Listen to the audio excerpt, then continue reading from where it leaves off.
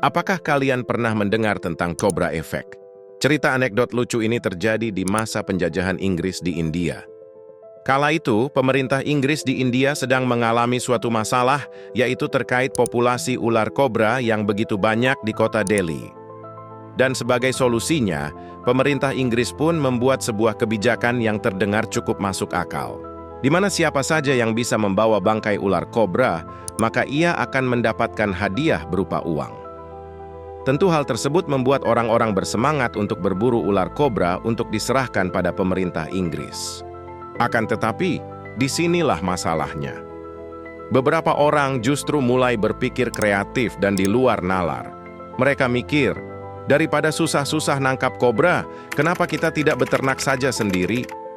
Dan itulah awal mula kekacauan terjadi, di mana banyak orang yang mulai beternak kobra untuk kemudian nantinya diserahkan pada pemerintah Inggris demi mendapatkan hadiah berupa uang. Yang tentu hal tersebut malah semakin menambah populasi ular kobra, sekaligus bertolak belakang dengan tujuan pemerintah Inggris pada awalnya.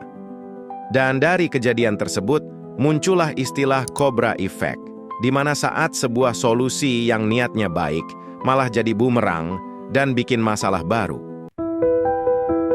Dan hal ini bukan terjadi sekali saja loh. Contoh lainnya ada pada perburuan tikus yang terjadi di Hanoi, Vietnam. Kala itu pemerintah Perancis memberikan hadiah untuk tiap ekor tikus yang mati. Dan kreatifnya, warga malah memotong ekor tikus untuk ditukarkan dengan hadiah.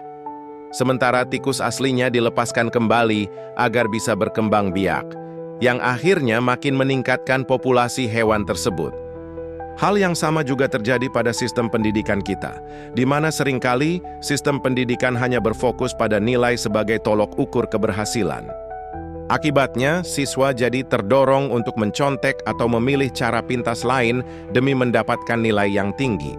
Meski pada akhirnya, mereka tidak benar-benar memahami materi yang selama ini diajarkan, dan secara tidak langsung mengakibatkan kualitas belajar menurun meski nilai tampak meningkat. Nah, apakah kalian juga pernah menemukan kebijakan aneh dari pemerintah Indonesia yang bukannya jadi solusi malah menimbulkan masalah yang lain?